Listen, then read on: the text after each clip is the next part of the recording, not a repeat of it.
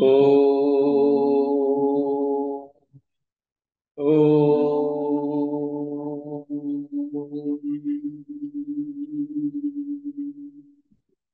ओ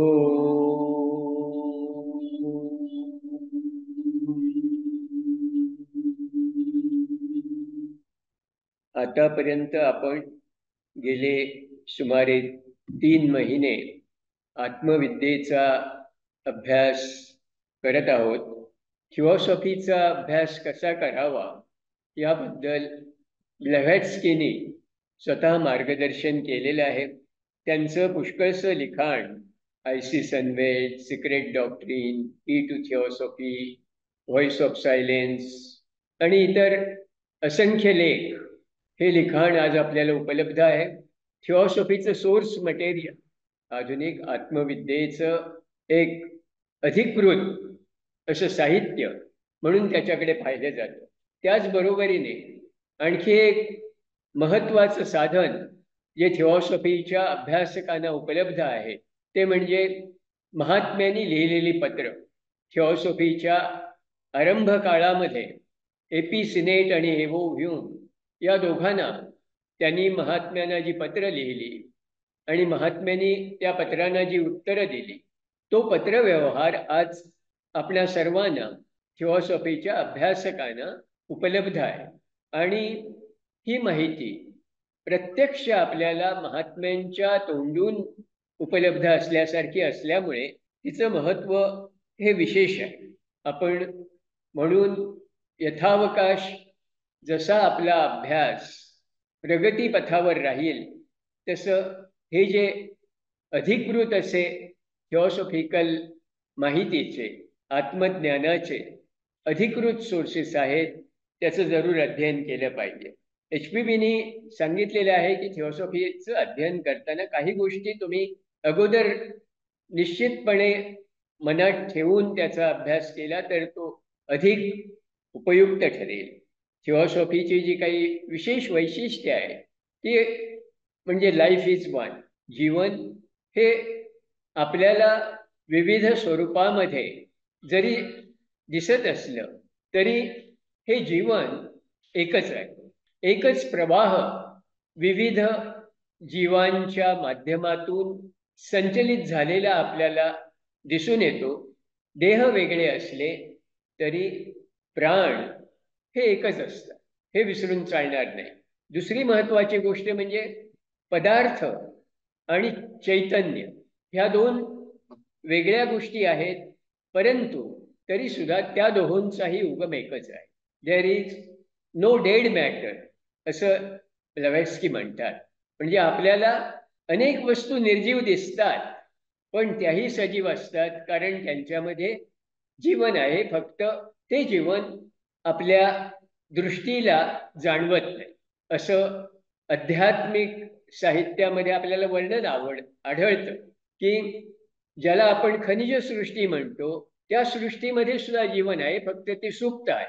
प्राणी वनस्पती सृष्टीमध्ये ते स्वप्नस्थितीमध्ये असल्यासारखं आहे. प्राणी सृष्टीमध्ये ते जागृत दिसतं, कारण तिथं आपल्याला हालचाल दिसते. आणि मनुष्य सृष्टीमध्ये ते जास्त प्रगत झालेलं. मनुष्य सृष्टीमधल्या जाणीवेचं वैशिष्ट्य हे की मॅन इज सेल्फ कॉन्शियस.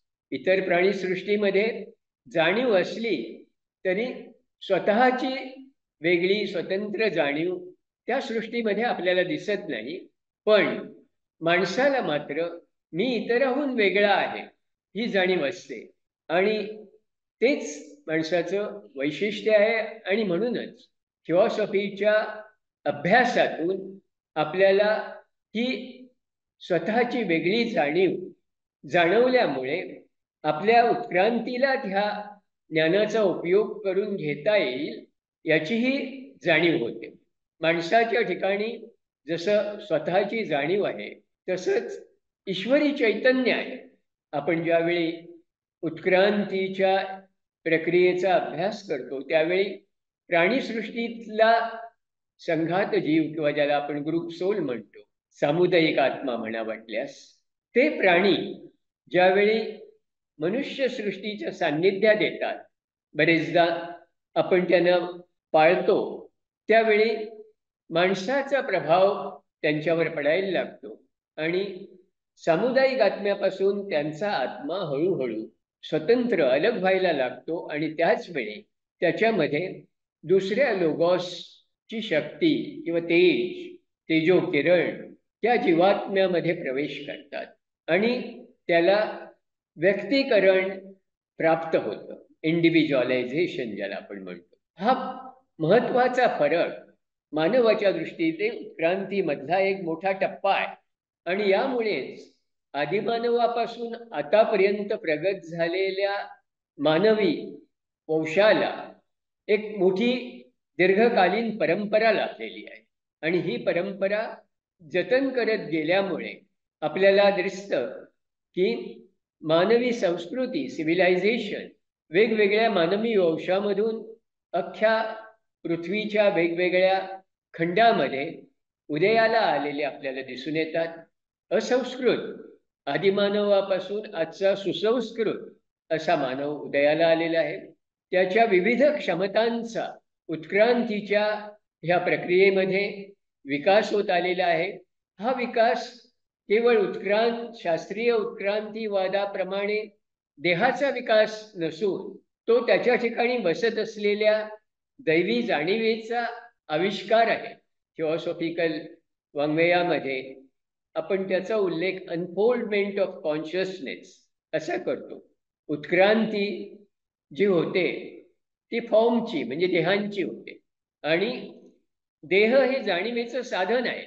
जितकं साधन उत्क्रांत झालेलं असेल त्या प्रमाणात जाणीवेचा अधिकाधिक आविष्कार शक्य असतो. हे थिओसॉफीच्या अभ्यासातून आपण शिकतो. पण हे केवळ शिकण्यापुरता थिओसॉफीचा अभ्यास मर्यादित नाही. Theosophy is a living wisdom असं म्हटलेलं आहे. थिओसॉफी जगल्यामुळे हे ब्रह्मज्ञान हे आत्मज्ञान आपल्याला प्राप्त होतं. केवळ ग्रंथ वाचून ते होणार नाही, केवळ व्याख्यानं ऐकून ते होणार नाही. त्यामुळे आपल्याला त्याच्यात एक बौद्धिक समज येईल. तर्कबुद्धीला अनेक गोष्टी पटल्या तर आपला त्यावर विश्वास बसू शकतो. पण हा विश्वास आणि अंधविश्वास याच्यामध्ये फारसा फरक नाही. ज्यावेळी एखाद्या गोष्टीचा प्रत्यय आपल्याला येतो, त्याची शहानिशा करून आपण खात्री करून घेतो, त्यावेळी जो विश्वास असतो त्याचं स्वरूप ज्याला आपण श्रद्धा म्हणतो तशा स्वरूपाचं असतं. आपल्याला आपल्यामधल्या दैवी अंशाचा दैवी गुणांचा प्रत्यय आला का, तो आला असेल तर त्याच्यावर आपली श्रद्धा बसते. काही गोष्टी सुरुवातीला आपण श्रद्धेने स्वीकारतो, जसं लाईफ इज वन किंवा there is no dead matter वगैरे. ह्या गोष्टी कदाचित आपल्याला सुरुवातीला पटणार नाही, कारण आपल्याला तशा त्या दिसत नाही आणि जे दिसतं तेच सत्य मानण्याकडे आपला कल असतो. पण थिओसॉफीमुळे आपल्याला जाण होते ती अदृश्य गोष्टींची होते. अदृश्य गोष्टींच्या ह्या ज्ञानालाच आपण पुष्कळदा अकल्ट नॉलेज, गुप्त विद्या किंवा गुह्य विद्या, रहस्यमय ज्ञान अशा वेगवेगळ्या नावाने ओळखतो. कारण आपल्या ज्ञानेंद्रियांना समजण्याच्या पलीकडचं हे ज्ञान. जोपर्यंत ज्ञानासाठी आपण आपल्या ज्ञानेंद्रियावर अवलंबून आहोत, आपल्या मनावर अवलंबून आहोत, तोपर्यंत आपले ज्ञानेंद्रिय आणि मन यांच्या मर्यादेतच आपण वावरत असतो. त्यांना जे दिसत नाही, ऐकू येत नाही, स्पर्शता येत नाही, जे त्यांना समजत नाही ते नाहीच असं मानण्याकडे आपला कल असतो. त्यामुळे आपल्या मनाच्या माध्यमातून या गोष्टी आपल्याला शिकता येत. पण जर आपण हा विश्वास बाळगला की या मनाच्या ज्या क्षमता आहेत त्यापेक्षाही अधिक क्षमता असलेली तत्व किंवा सूक्ष्म देह हे मनुष्याला घडवण्यामध्ये कारणीभूत आहे. जसं आपला कारण देह आहे किंवा आत्मबुद्धी मनस ही तत्व, ज्याचा हा कारण देह हे माध्यम आहे, त्यांची क्षमता आपल्या मनापेक्षा जे निकृष्ट मन आहे, कनिष्ठ मन आहे, जे केवळ तार्किक गोष्टी समजू शकतं, ज्याला आपण कॉन्क्रीट माइंड म्हणतो, त्या मनापेक्षा जास्त क्षमता असलेले सूक्ष्म मन, ज्याला आपण ॲब्स्ट्रॅक्ट माइंड म्हणून ओळखतो, अशा अनेक गोष्टी आहेत की ज्या आपल्याला दिसत नसल्या तरी त्यांचं अस्तित्व आपल्याला जाणवतं. आपण बरेचदा हा फरक टँजिबल, इनटँजिबल अशा प्रकारे वर्णन करून समजून घ्यायचा प्रयत्न करतो. दृश्य, अदृश्य, ॲब्स्ट्रॅक्ट, कॉन्क्रीट, प्रकट, अप्रकट ह्या जोड्या आपल्याला काय दाखवतात, की आपल्याला जे जग दिसतं ते एक मर्यादित जग आहे. पण ह्या जगाच्या पलीकडे आणखीही असं सूक्ष्म अदृश्य जग अस्तित्वात आहे. किंबहुना असं एकच जग नाही, तर अशी कित्येक जगं आहेत, ज्याला आपण सप्तलोक म्हणतो किंवा थिओसॉफिकल भाषेमध्ये ज्याला आपण प्लेन्स ऑफ कॉन्शियसनेस म्हणतो, त्याही अस्तित्वामध्ये आहेत. मग त्या आपल्याला जाणवत का नाही? त्याचं कारण आपल्यामधली जी जाणीव आहे ती आपल्या स्थूल देहांशी निगडीत आहे. तोपर्यंत स्थूल गोष्टींचं ज्ञान आपल्याला होणार, स्थूल जगाचं ज्ञान आपल्याला होणार. ज्ञानेंद्रियापुरतीच आपल्या ज्ञानाची क्षमता मर्यादित राहणार. आणि म्हणून थिओसॉफीच्या अभ्यासाने आपल्याला याची जाणीव करून दिली जाते की आपल्यामध्ये अशा सूक्ष्म क्षमता आहेत ज्यांचा आपण वापर केला नाही, म्हणून त्या आपल्यामध्ये असूनही विकसित झालेल्या नाही. ज्या क्षमता सुप्त आहेत त्या जागृत करायच्या असल्या तर त्यासाठी आपल्याला प्रयत्नशील राहिलं पाहिजे. We have to take our evolution in our own hands असं म्हटले. म्हणजे काय? त्यासाठी मग साधना वगैरे अनेक उपाय येतात. म्हणजे केवळ बौद्धिक अभ्यास, इंटेलेक्च्युअल स्टडी हा आपल्याला, ज्याला आपण ज्ञान म्हणतो, विस्डम म्हणतो, ते प्राप्त करून देण्याला पुरेसा नाही. बरेचदा इंग्रजी भाषेत वॉक द टॉक असं म्हणतात. म्हणजे आपण जे बोलतो त्याप्रमाणे आपण आचरण केलं पाहिजे. बोले तैसा चाले त्याची वंदावी पाऊले असेही म्हटलं जातं. का? कारण बरेचदा आपण वाचाळ असतो, वाचा पंडित. आपल्याला माहिती पुष्कळ असते आणि ती माहिती आपण मोठ्या भाषणबाजीने, चातुर्याने, वक्तृत्व शैलीने इतरांना सांगू शकतो, सभा गाजवू शकतो, इतरांना प्रभावित करू शकतो. पण हे एका विशिष्ट पातळीवरच देवघेव केल्यासारखी ज्ञानाची देवघेव असते. ते ज्ञान नसतंच, ती माहिती असते. ज्ञान ते की जी माहिती आपण प्रत्यक्ष आपल्या आचरणाने अनुभवू शकतो, ज्या अनुभवाचं रूपांतर आपल्याला इतरांच्यासाठी करता येतं, ते ज्ञान. सा विद्या या विमुक्तये असंही म्हटलेलं आहे. जी विद्या आपल्याला मुक्त करते, म्हणजेच ज्या बंधनामध्ये आपण जखडलेलो आहोत त्या बंधनांच्या पलीकडे जायला जी आपल्याला सक्षम बनवते, ती विद्या. अशीच विद्या आपले जीवन समृद्ध करू शकते. जीवनाचं उद्दिष्ट काय हा प्रश्न या विद्येमुळेच माणसाच्या मनामध्ये उद्भवतो. नाहीतर दैनंदिन जीवन, त्यामध्ये येणारे सुखदुःखाचे प्रसंग, प्रत्येक दिवस जास्तीत जास्त सुखात कसा जाईल याच्या विवंचनेमध्ये जगणं, म्हणजे सुखाला दुःखाची झालर असते त्याचा अनुभव घेत जीवन जगणं. जन्ममृत्यूच्या फेऱ्यामध्येच आपली कित्येक आयुष्य अशी निघून जातात. याच्यातून बाहेर पडणं हे स्वातंत्र्य असतं, ती मुक्ती असते. मुमुक्षुत्व असं म्हटलेलं आहे. मुमुक्षुत्व म्हणजे काय? तर ह्या सगळ्यापासून मुक्त होणं. पण ते मुक्त व्हायचं असेल तर मुळात आपण जखडलोय कशामध्ये आणि कशामुळे हे शोधून काढलं पाहिजे. अज्ञान हे या सगळ्याचं मूळ आहे. अज्ञान आणि त्या अज्ञानामुळे निर्माण होणारी माया, इल्युजन, जे दिसतं ते सत्य मानणं, हेही अज्ञानच आहे. त्याच्या पलीकडे गेल्याशिवाय आपल्याला सत्य समजणार नाही. हा मायेचा प्रभाव अज्ञानामुळे आपल्यावर असतो. हे अज्ञान दूर कसं करायचं हे थिओसॉफी शिकवते. त्यामुळे थिओसॉफीचं अध्ययन करताना आपल्याला आपल्या जीवनामध्ये देहाच्याच बरोबरीने जाणीवेचं, चैतन्याचं, ऊर्जेचं विलक्षण महत्त्व जाणून घेणं आवश्यक. मुळात एकच असलेल्यापासून, ब्रह्मापासून स्पिरिट अँड मॅटर, चैतन्य आणि पदार्थ यांची निर्मिती झाली आणि त्याच्यातूनच जीवसृष्टीची विविधता प्रत्यक्षात आली.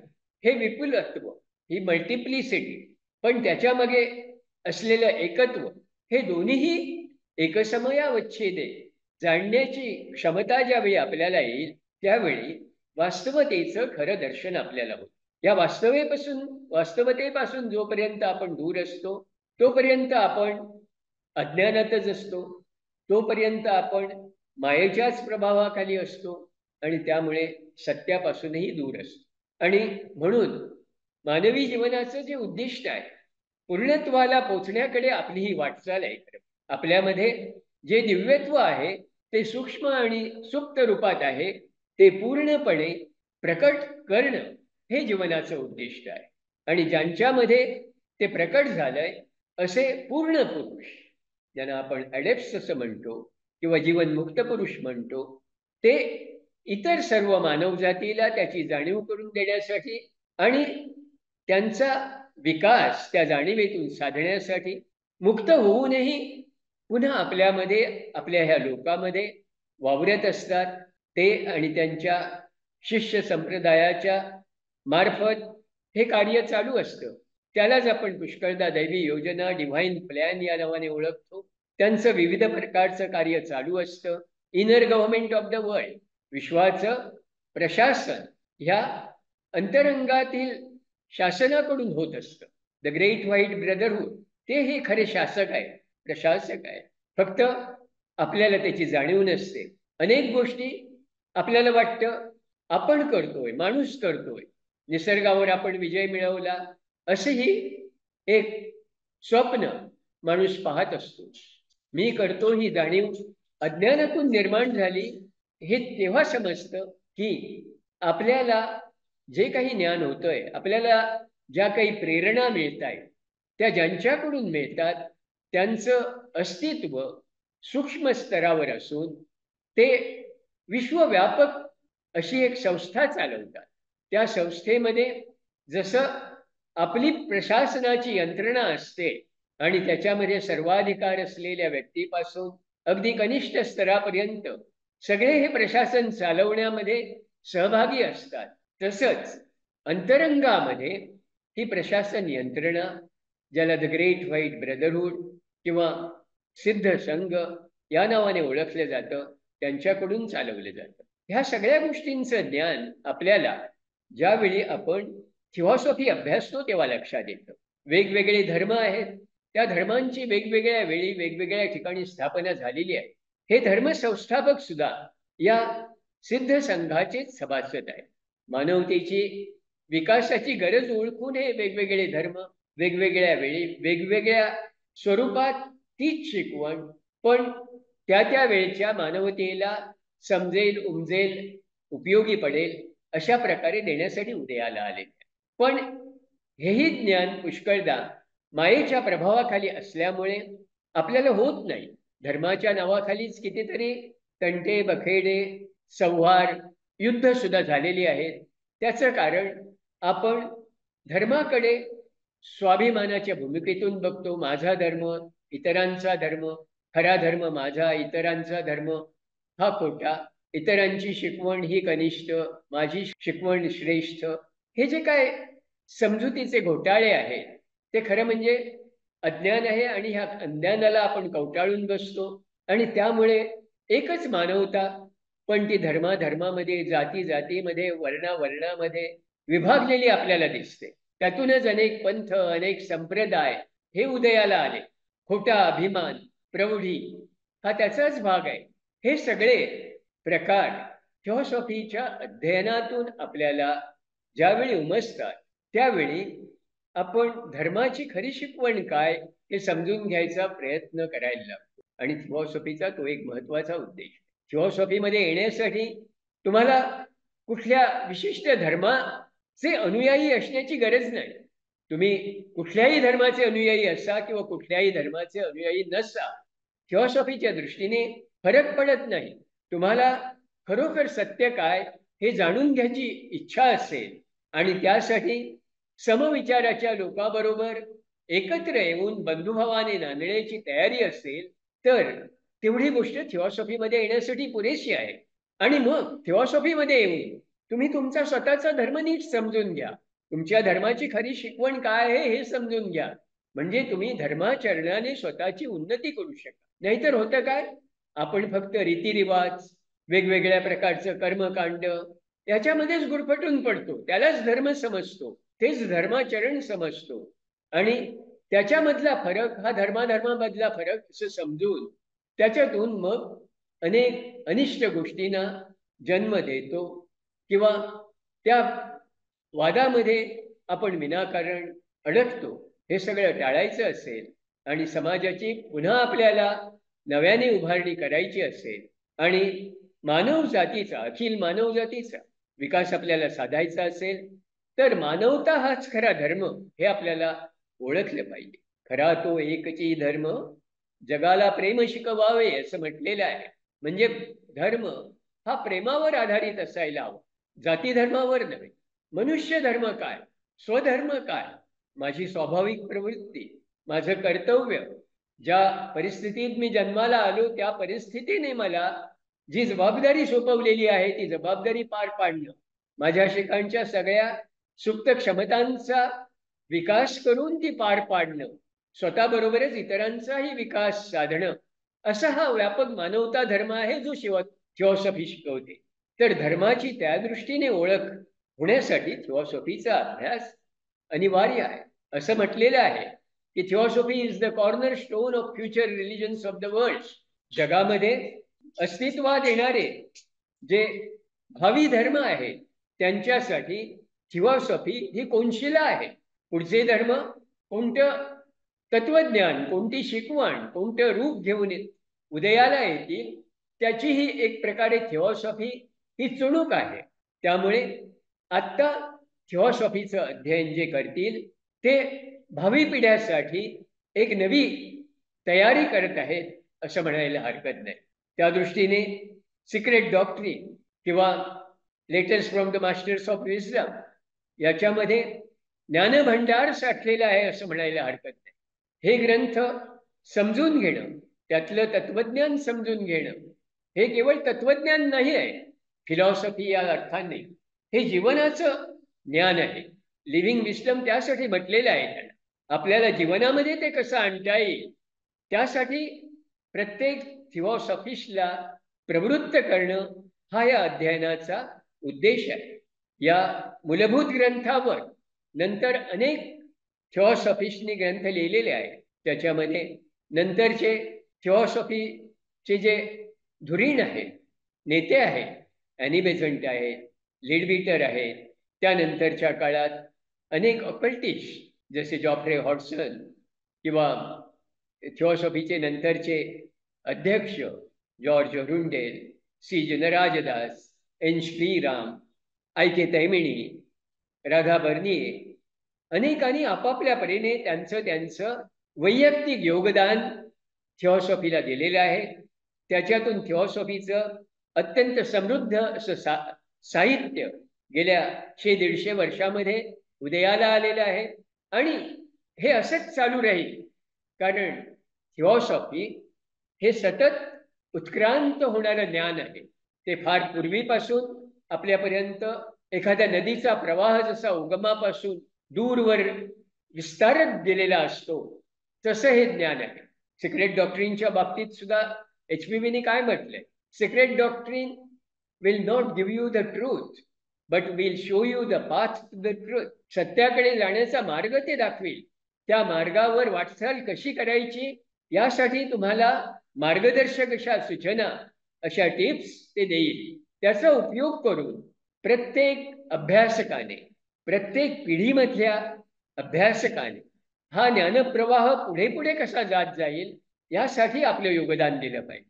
जसजसं काळ पुढे जाईल तसतसं ही सिक्रेट डॉक्ट्रिन, गूढ विद्या आहे ती, त्यातलं गूढ माणसाला उकलत जाईल.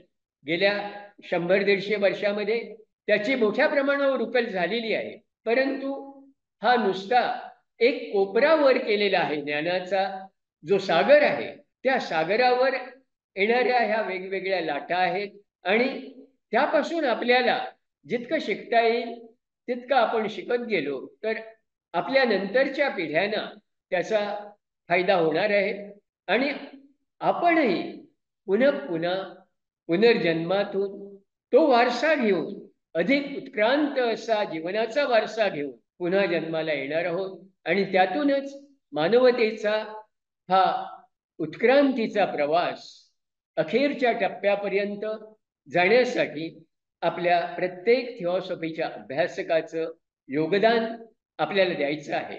त्या दृष्टीने ह्या आत्मबोध किंवा आत्मज्ञानाच्या अभ्यासक्रमाचा जेवढा उपयोग आपल्याला करून घेता येईल तेवढा करून घ्यायचा आहे. हा अभ्यासक्रम थोडक्याच दिवसात संपेल. त्यापूर्वी सर्व अभ्यासकांना एक प्रश्नावली आम्ही पाठवतो. ही प्रश्नावली तुमच्यापर्यंत येऊन पोहोचेल. ती मराठीमध्ये आहे. त्याची उत्तरं तुम्ही द्यायची आहेत, कारण तुमचा प्रतिसाद हा आमच्या दृष्टीने महत्त्वाचा आहे.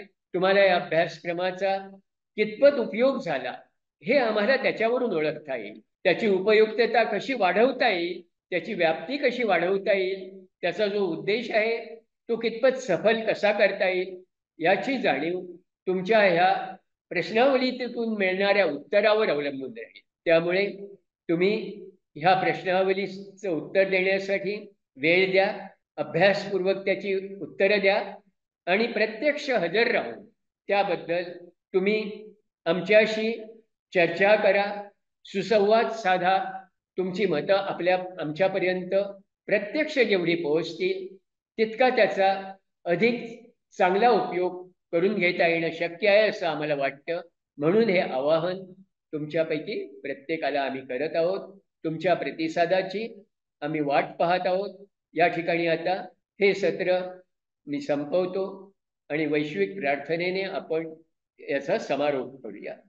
ओ hidden life, vibrant in every atom, O hidden light shining in every creature, O hidden love embracing all in oneness, may each who feels himself as one with thee know he is also one with every other.